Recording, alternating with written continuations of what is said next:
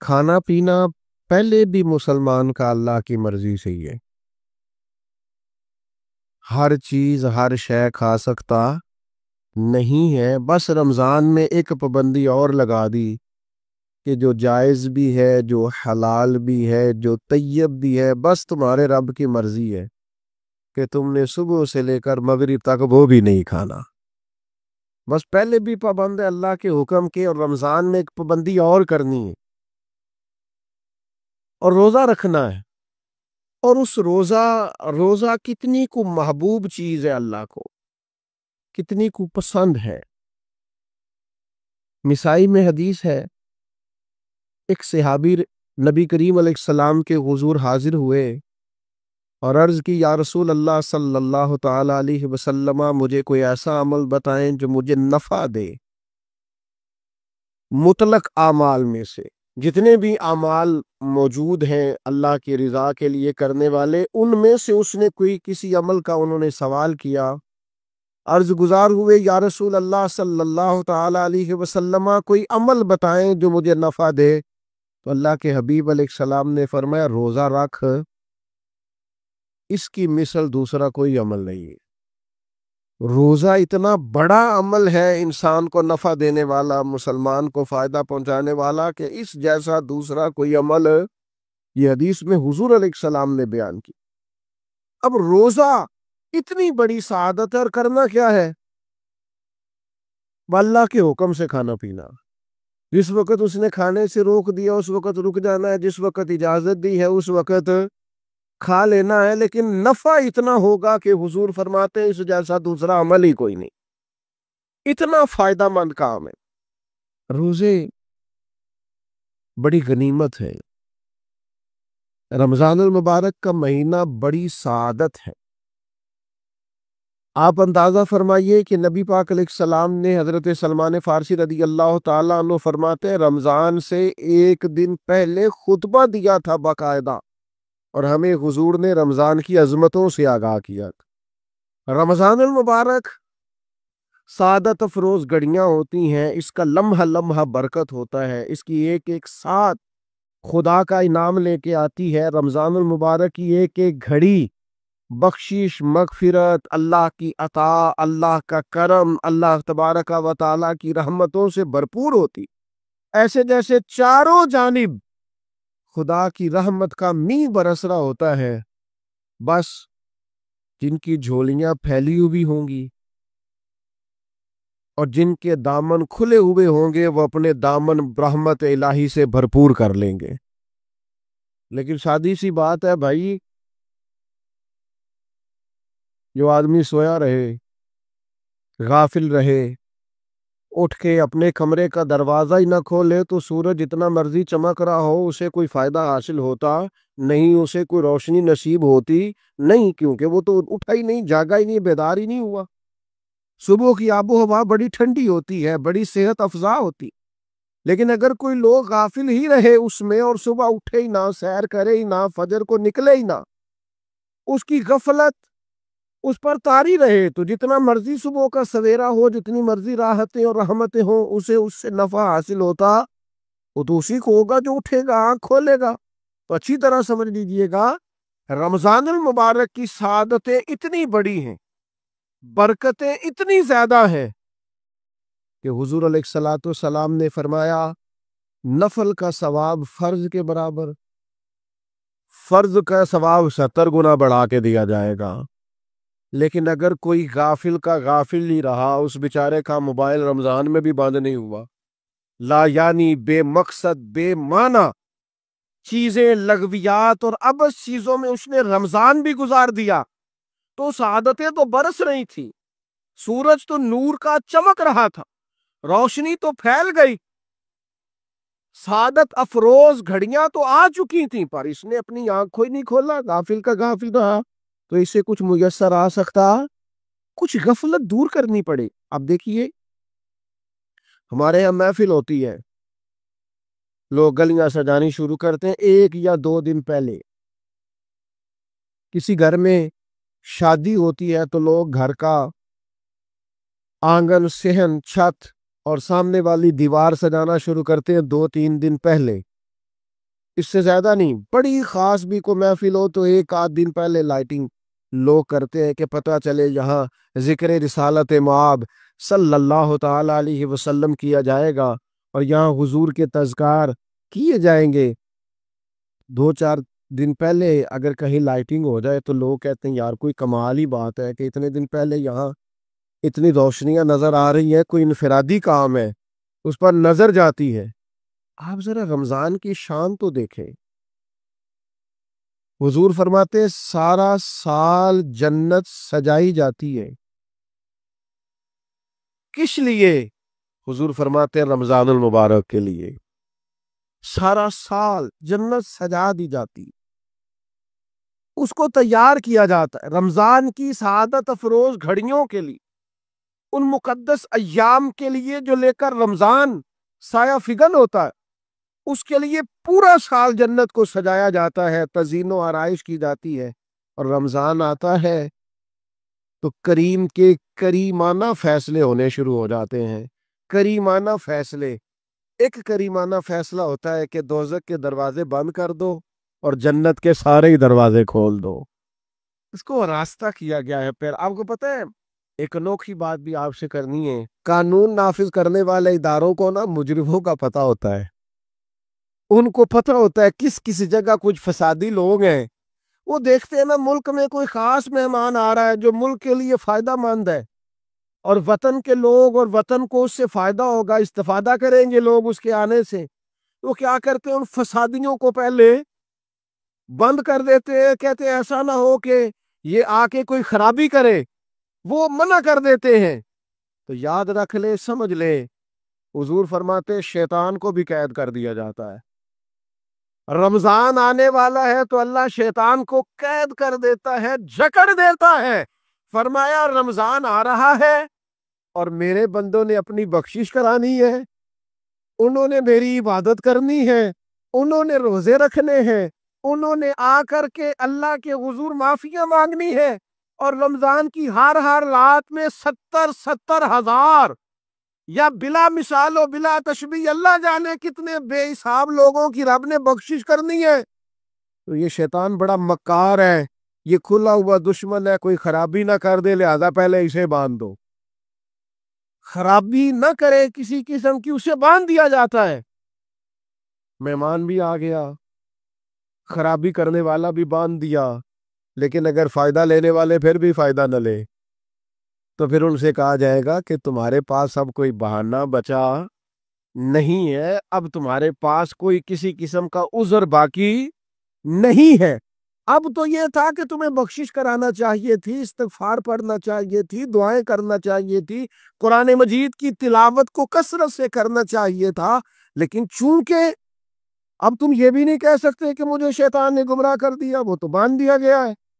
اب تو فسادی کو ویسے ہی کنٹرول کر دیا گیا ہے. اب بھی تم اگر سوئے رہے, اب بھی اگر تم نے غفلت کی, اب بھی چھوٹے موٹے بہانے کر کے تراویحیں چھوڑتے رہے, اب بھی ذرا ذرا سی سستیاں کر کے ادھر ادھر نکلتے رہے, اس کا مطلب یہ ہے کہ پھر تم استفادہ کر سکے, تم نے سستی کا مظاہرہ کیا, تم نے اور اب دیکھیں جب اتنے بندوبست کیے تمہارے لیے, ثواب بھی بڑھا دیا, اجر بھی بڑھا دیا, تمہارے لیے جو فساد پیدا کرنے والا شیطان تھا وہ بھی قید. لیکن اگر تم پھر بھی عمل نہ کرو, پھر بھی مسجد نہ ہو, تو پھر حدیث پاک سن لے. اس طرز کی شاید یہ منفرد حدیث ہے کتب حدیث, اور تقریباً تمام کتب حدیث میں موجود ہے. حضور علیہ الصلوۃ والسلام نے نا صحابہ سے فرمایا سارے مسجد میں جمع ہو جاؤ میرے ممبر کے پاس. لوگ جمع ہو گئے. اللہ کے حبیب علیہ السلام نے ایک قدم ممبر کی سیڑھی پہ رکھا, فرمایا آمین. پھر دوسری سیڑھی پہ قدم رکھا تو فرمایا آمین. پھر تیسری پہ قدم رکھا تو فرمایا آمین. تو صحابہ کو بڑا تجسس ہوا, انہوں نے بعد میں عرض کی یا رسول اللہ صلی اللہ تعالی علیہ وسلم کرم فرمائے, بندہ نوازی کرے, ہماری رعایت کر دے, یہ کیا معاملہ تھا؟ تو حضور فرمانے لگے میرے پاس حضرت جبریل امین حاضر ہوئے.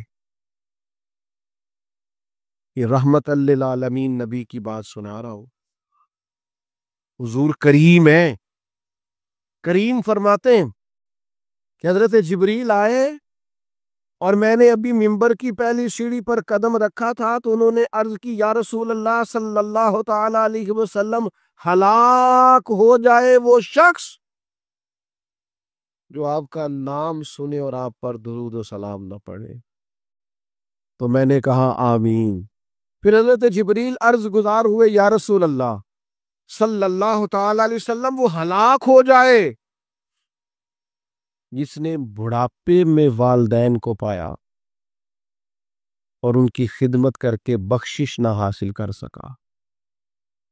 میں نے کہا آمین، اور کریم فرمانے لگے پھر حضرت جبریل نے عرض کی یا رسول اللہ ہلاک ہو جائے وہ شخص جس کو زندگی میں رمضان ملا، جس کو اس ماہ نور و سرور شہر رمضان الذی انزل فیہ القرآن، رمضان کا وہ مہینہ جس میں ہم نے قرآن نازل کیا، جس کو ماہ مبارک، ماہ نور و سرور، ماہ طیب، ماہ مبارک رمضان ملا، پھر وہ اپنی بخشش نہ کرا سکا، وہ ہلاک ہو جائے۔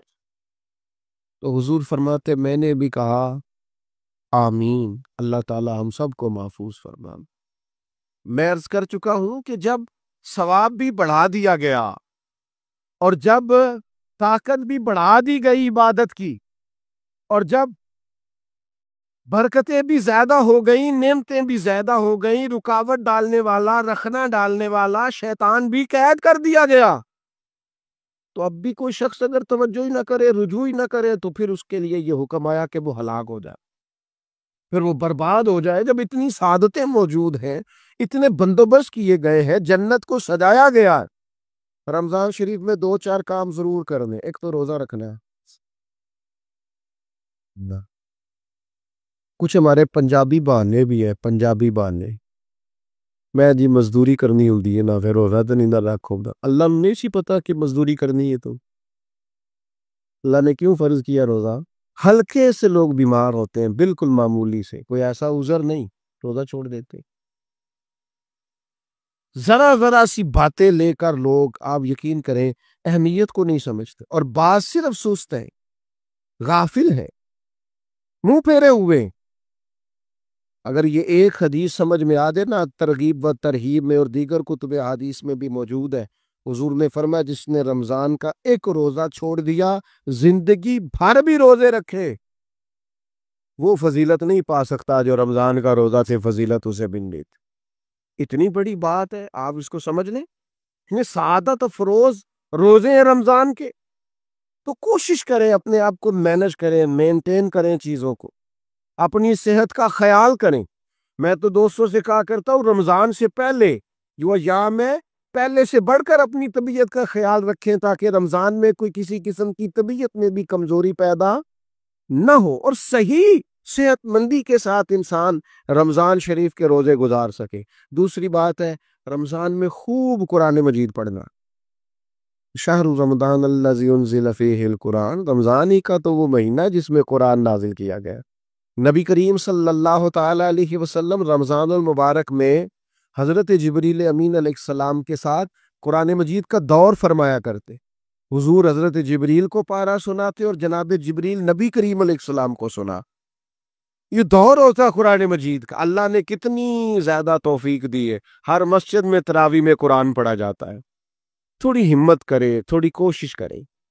ہمارے بزرگ فرمایا کرتے تھے ایک پارہ گھر میں پڑھا کرو قرآن مجید کا، تاکہ تمہیں دیکھ کے بچے بھی پڑھیں، اور ایک پارہ مسجد میں تلاوت کیا کر، اور ایک رات کو تراویح میں 3 پارے روز قرآن مجید کے ہو جائیں گے، تو انشاءاللہ تعالی رمضان ختم ہوگا تو 3 قرآن پاک بھی ختم ہو جائے گا۔ یہ ارادہ کریں، یہ پروگرام بنا، خوب قرآن مجید سے دلچسپی پیدا کریں۔ تیسرا کام رمضان میں جو کرنے والا وہ ہے کثرت سے استغفار۔ کچھ غلطیاں نا ہم کرنا نہیں چاہتے، ہم سے ہو جاتی ہیں۔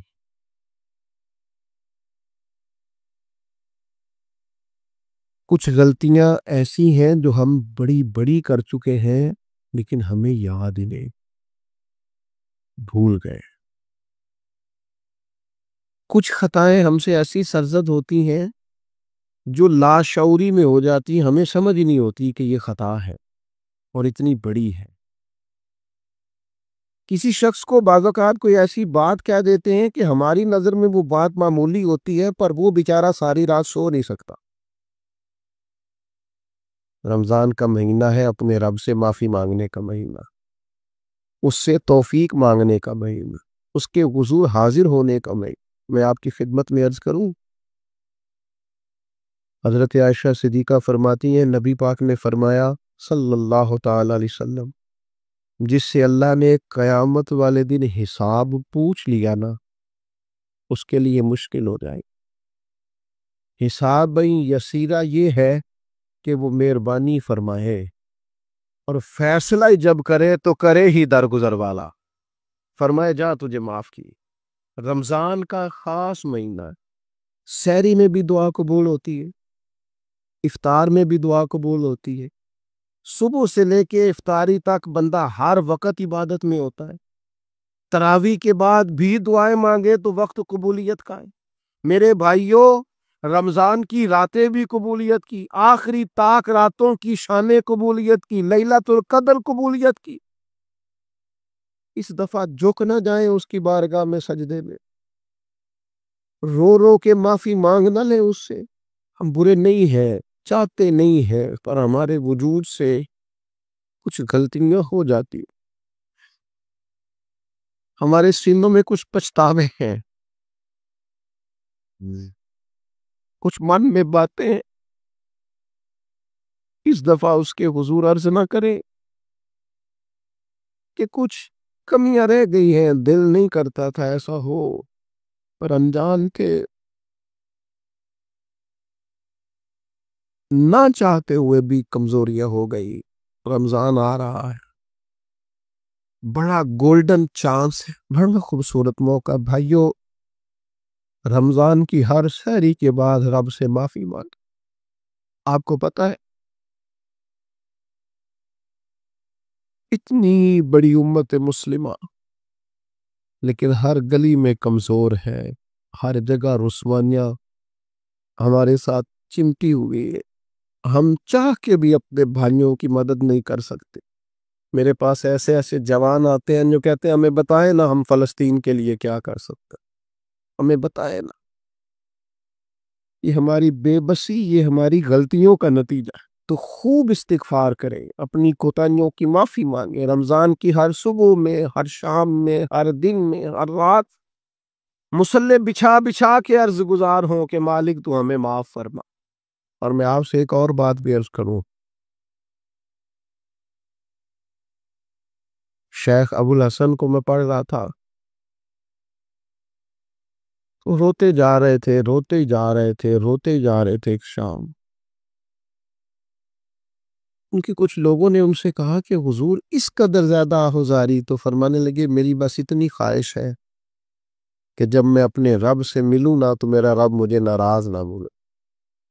تو میں ہر وقت اس لیے تڑپتا ہوں کہ میرے اندر جو کوتاہیاں مجھ سے ہو گئی ہیں، میرا مالک وہ مجھے معاف کر دے۔ ہم نے کوشش کی ہے زندگی میں ماں باپ کی خدمت کر دے، لیکن نہیں، ہم سے ان کے حق ادا نہیں ہو سکی۔ کوشش کی ہے بہن بھائیوں پر توجہ دینے کی، لیکن حق ادا نہیں ہو سکے۔ چاہیے تھا اولاد کی تربیت بڑی شاندار کرتے، لیکن سہولتیں کچھ زیادہ دے بیٹھے، لاڈ پیار کچھ زیادہ کر سکے، ان کی تربیت کا بھی صحیح حق ادا۔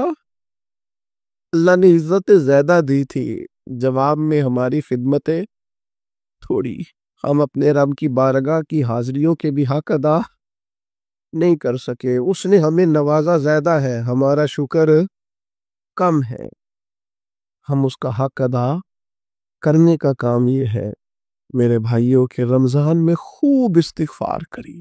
ہم سے جو کمیاں رہ گئی ہیں اس پورے ماہ مبارک میں اپنے مالک سے عرض کریں کہ مالک اس ماہ مبارک میں جنہیں تو معاف کرنے والا ہے ان میں ہمارے بھی نام شامل فرما، ہمارے بھی نام شامل فرما۔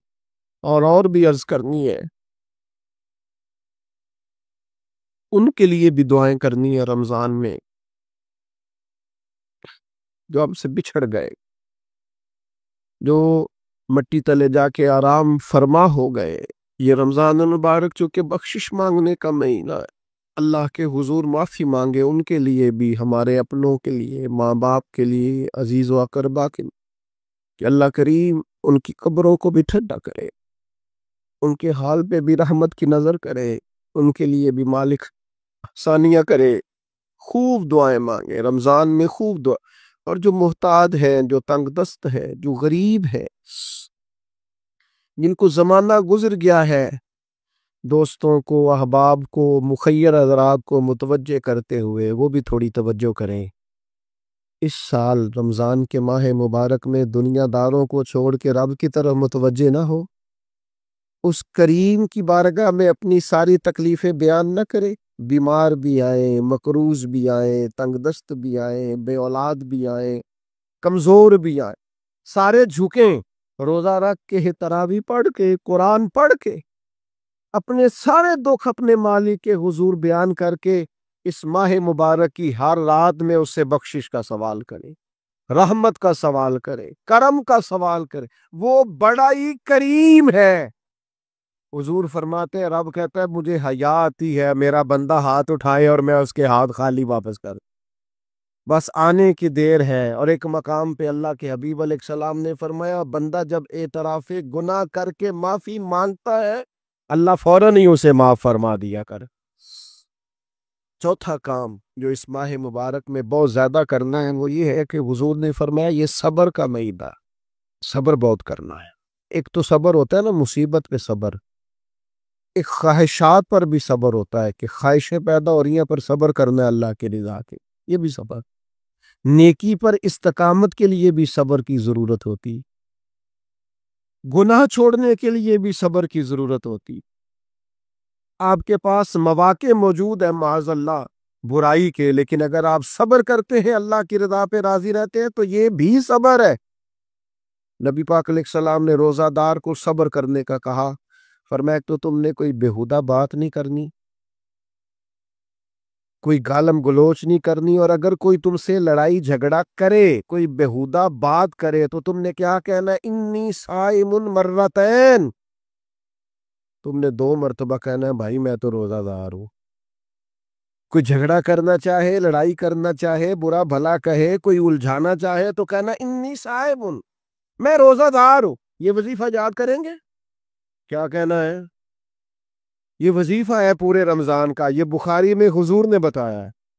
کوئی جھگڑا کرے گھر کے باہر بھی اور گھر کے اندر بھی، کوئی جھگڑا کرنے لگے، جھگڑا ہونے لگے، تو کہنا انی صائم، میں، اور ایک دفعہ نہیں کہنا، مرتین، حضور نے فرمایا 2 دفعہ کہنا، میں روزہ دار ہوں، میں کوئی جھگڑا نہیں کروں گا، کوئی فساد نہیں کروں گا، کسی بےہودہ بات کا جواب نہیں دوں گا۔ کیوں؟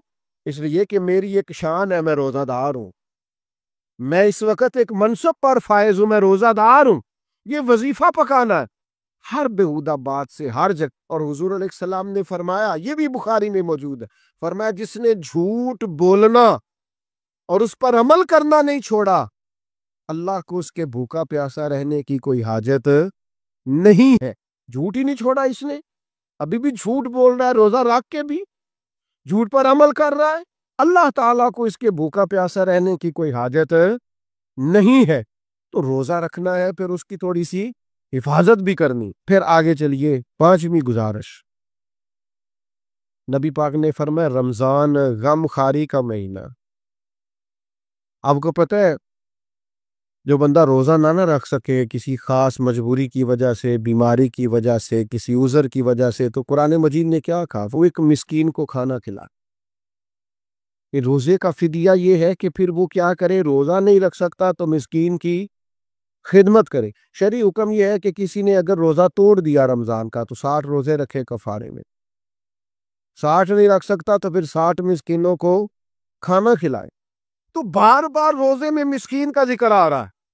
نبی کریم صلی اللہ تعالی علیہ وسلم نے ارشاد فرمایا، جس شخص نے کسی روزہ دار کو افطاری کرائی